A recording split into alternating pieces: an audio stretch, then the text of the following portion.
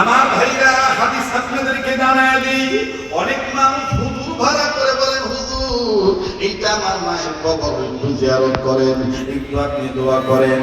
আল্লাহর কসম করে বলি, কোরআন যদি সামনে থাকতো, কোরআন মাথায় নিয়ে বলতাম রাসূল করিম সাল্লাল্লাহু আলাইহি ওয়াসাল্লাম বলেছেন, আমার উম্মতের মধ্যে কোন সন্তান যদি তার যদি কোনো ইলম না থাকে, ন্যূনতম ইলমের মাধ্যমে যদি সে কালেমা তাইয়্যিবা তাওহীদের বাণীটা যদি সে শুদ্ধ করে পাঠ করতে পারে, মরা মা বাবার কবরের কাছে দাঁড়াইয়া অথবা কবরের কাছে না দাঁড়াইয়া পৃথিবীর যে প্রান্তে থেকে বেটা আর বেটি যদি একবার কালেমা তাইয়্যিবা মা বাবার রূহের মাগফিরাত কামনা করে আদায় করে, যদি একবার পাঠ করে লা ইলাহা ইল্লাল্লাহ মুহাম্মাদুর রাসূলুল্লাহ, নবীজি বলেছেন সাথে সাথে ছেলে মেয়ের বেটা বেটির কালেমা তাইয়্যিবার পর উসিলায় বাপ মার কবর আযাব আল্লাহ মাফ করিয়ে দিবে। আর একটু বলে বলেন না সুবহানাল্লাহ। এই জন্য হুজুর ভাড়া করা লাগবে না, কালেমা তাইয়্যিবাটা শুদ্ধ করে শিখবেন, লা ইলাহা ইল্লাল্লাহ মুহাম্মাদুর রাসূলুল্লাহ সাল্লাল্লাহু আলাইহি সাল্লাম বাজান সুন্দর করে জানবেন, এর দ্বারা মা বাবার কবর আযাব আল্লাহ মাফ করে দিবে। কোন দিকে নজর নাই। আর 10-15 মিনিটের মধ্যে কথা ফিনিশিং দিয়ে আমি বিদায় নিয়ে চলে যাবো। বাবা কবির মনোযোগী হয়ে শোনা চাই বন্ধ। আরে ভাইয়া, তবে একটা জিনিস আপনাদের জানা আছে, রাত্র যত গভীর হবে এই পাগলের কণ্ঠ তত ক্লিয়ার হতে থাকবে। এটা আমার আল্লাহর দান। ধরে বলেন কার দান? আবার বলেন কার দান? লাগবে না কোনো চা, লাগবে না কোনো পানি, শুধু লাগবে আমার আল্লাহ পাকের মেহেরবানি।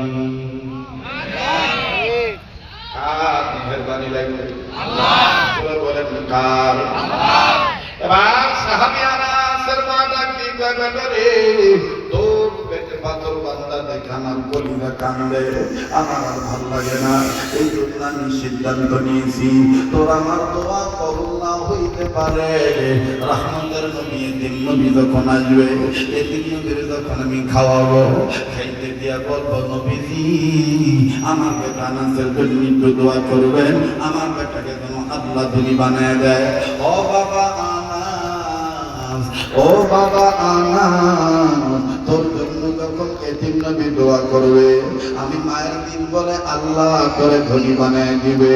এই হলো দুই কারণে নবী মুহাম্মদকে দাওয়াত দিয়েছি। এক নম্বর কারণ, পৃথিবীর সব চাইতে নবীর চেহারা সুন্দর বেশি। আমি দেখবো পূর্ণিমার চাঁদ বেশি সুন্দর না নবীর চেহারা বেশি সুন্দর।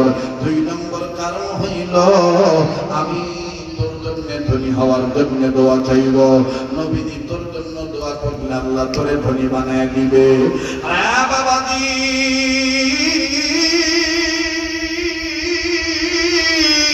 আল্লাহর হাবিব মুহাম্মদ সাল্লাল্লাহু আলাইহি সাল্লাম বাজান রে, কেন এই বয়ান নিলাম? আমি যখন এই মাহফিল প্যান্ডেলের দিকে ঢুকেছিলাম, তখন অ্যাডভোকেট লুকুনুজ্জামান বাজান এই সঙ্গীতটা বলেছিল, হাবিব এসেছে, নবী এসেছে, বলেন হাবিব এসেছে, রাসূল এসেছে। আবার যখন বাজান আমি আবদার করেছি মায়ের বদল বলতে, তখন মায়ের বদল বলেছে। এই জন্য বাজান উত্তরাঞ্চলে একটা ভাষা আছে, আগের নাও যে পাশে যায়, পাশের নাও সেই দিকেই যায়। কথা বলেন ঠিক না ব্যাঠি? আজকের এই অনুষ্ঠানটা বক্তা শ্রোতা শিল্পী সবার এক মনোভাব প্রকাশ করায় দিচ্ছেন কে? আমার বিশ্বাস, এমন একটা টেন্ডেন্সি, এমন একটা কিউরিসিটি, এমন একটা মনের ভাব আপনাদের এসেছে। এই পাগল যদি, মায়ের পাগল যদি আরো 1 ঘন্টা বলে, ফজর পর্যন্ত আলোচনা করে, আমরা আজকে না হয় একটা রাত্র আল্লাহর জন্য কুরবানি করব। কথা বলেন ঠিক কিনা? যারা চলে গেছে আমার ভাইরা, তারা হয়তো বা ঠকে গেছে। তারা মনে মনে ভাবতে পারি এই সুখের পুরি তো আর কিছুক্ষণ পর দোয়া করে দিবে, চলতেই পারে বাড়িতেই বাজান মনে রাখবে এই রাত্র আমার আপনার জীবনের শেষ রাত্র হতে পারে। আমার স্নেহের আদরের মন এবং তার বাবা সহ এলাকাবাসী বহুদূর যাইয়া কয়েক মাস আগে আমার দাওয়াত দিয়েছে, নিয়মিত যোগাযোগ রেখেছে। আমার বন্ধুগণ এরা আলেমদেরকে মহব্বত করেছে।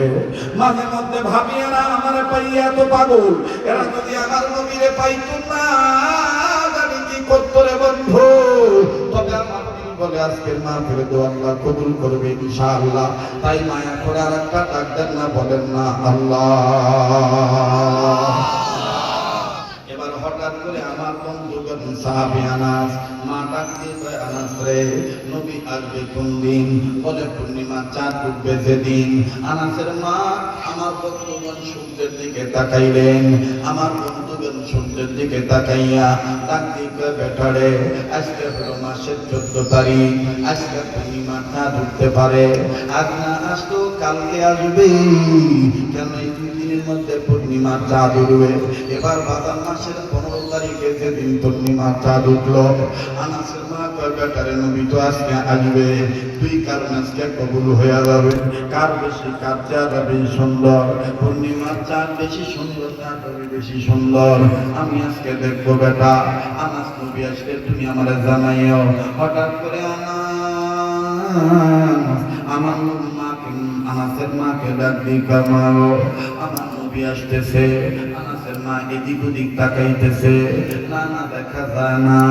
আমার ভাইরা বহু দিকে তাকায়, না না নবীকে দেখা যায় না। আনাসের মা ডাক দিয়ে বেটারে তুই কেমনি বুঝবি নবী আসবে? ওই যে বলেছিলাম আতরওয়ালার সাথে থাকলে আতরের গ্রাম পাবেন, বলেছিলাম কেরাসিন তেলওয়ালার সাথে থাকলে কেরাসিনের গন্ধ পাবেন। দেখেন তার প্রমাণ। আনাস সাহাবী ডাক দিয়ে বলতেছেন, মা গো আমার এই নাকের মধ্যে রহমতের নবীর গায়ের গ্রাম লেগে আছে। তাই বলি মামা দিদি, আমার নবী যখন রওনা দিবে নবীর গায়ের সুগ্রাণ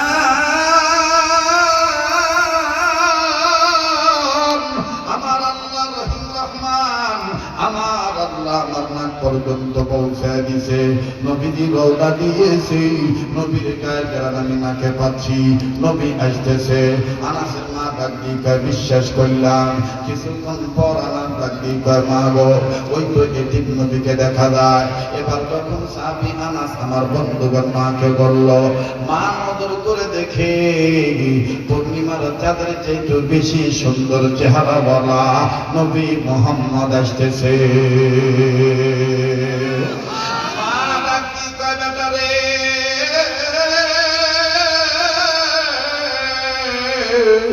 তুমি আমার সামনে দাঁড়াও, আমি নবী মুহাম্মদের চেহারা একবার দেখিব, আবার আমি পূর্ণিমার চাঁদ দেখব, কোনটা বেশি সুন্দর আমি আজকে প্রমাণ নেব। এবার সাহাবী আনাস মায়ের সামনে দাঁড়াইলো। তাও আবার কেমনে দাঁড়াইছে?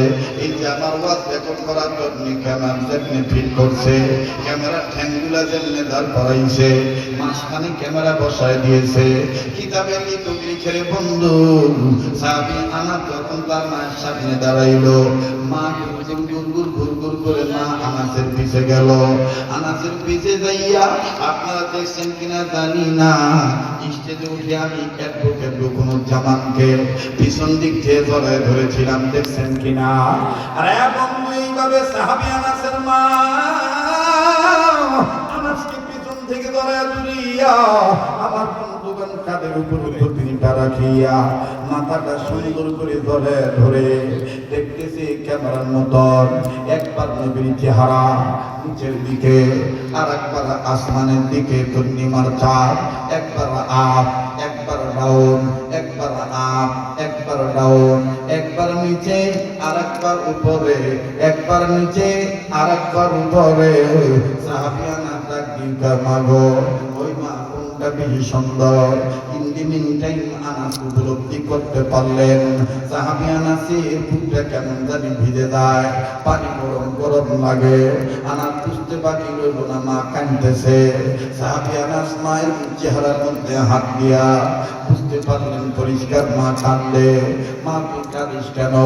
আনাসের মা কান্দা ডাক দিয়ে বেটারে ওয়াল্লাহি বিল্লাহি তাল্লাহি ওয়াল্লাহি রাব্বিল কাবা, কাবার কসম করে বলতেছি, খাবার মালিক আল্লাহর কসম করে বলি, পূর্ণিমার চাঁদের গায়ে দাগ আছে রে। এদিন নবী মুহাম্মদের চেহারায় কোনো দাগ নাই। পূর্ণিমার চাঁদের চাইতে মুহাম্মদ নবীর চেহারা বেশ সুন্দর। আওয়াজ দিয়া বলেন না সুবহানাল্লাহ। এক নম্বর কারণ হয়ে গেল। এবার বাকি থাকলো 2 নম্বর। মা তুই নবীর কাছে দোয়া চাইবি, আল্লাহ যেন আমার ধনী বানিয়ে দেয়। নবীর কথা মোতাবেক আল্লাহ ধনী বানিয়ে দিবে। ও বাজান, আনাসের মা ডাকি কয় ঠিক আছে। খাবার রেডি করা হলো, নবীজিকে আনা হলো। নবীজি ঘরে প্রবেশ করলো। অনুরোধ করবো, বলবো বাবা কেউ উঠবেন না। যেদিকে তাকাই দিদি সেদিকে খালি নূর আর নূর দেখতে পাচ্ছি। আল্লাহ পাক আজকের মাহফিল কবুল করবে ইনশাআল্লাহ। আরে ভাইয়া, সব ভালোদার শেষ ভালোদার সব ভালোটা সবার ভাইকে মোনাজাত জুটবে না। এইটা আমি এখন ফিনিশিং এর দিকে যাও।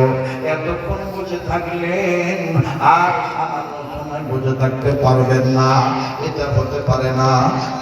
মুসকান স্লোলি বাবুর কাছে রেজাল্ট আস্তে আস্তে আসে। ইন্নাল্লাহ মা'আস সাবিরিন, ইন্নাল্লাহ ইউহিব্বুস সাবিরিন। একটু ধৈর্য ধরেন বাবা। সাহাবী আনাস যখন খাবার রেডি করে দিল, মা জননী আমার বন্ধুগণ খাবার এনে দিচ্ছে। নবীজিকে বসাইলেন। নবীর সামনে দস্তরখানা দেওয়া হলো। নবীজি খাবার যখন নিলেন, এখানে দেখেন ইসলাম কি শিক্ষা দেয়। আল্লাহ নবী ডাক দিয়ে বলতেছেন, আনাস রে, তোমরা হইলা মেজবান, আমি হইলাম মেহমান। মেজবান অনুমতি না দিলে মেহমান খাইতে পারে না। আমি কি বিসমিল্লাহ বলবো? আনাস বলে, মা গো, নবীজি বিসমিল্লাহ বলতে চায়। আনাসের মা ডাক দিয়ে কয়, আনাস রে, তুমি একটু পিছনে আসো, আমি নবীর কাছে যাব। নবীজির কাছে যাইয়া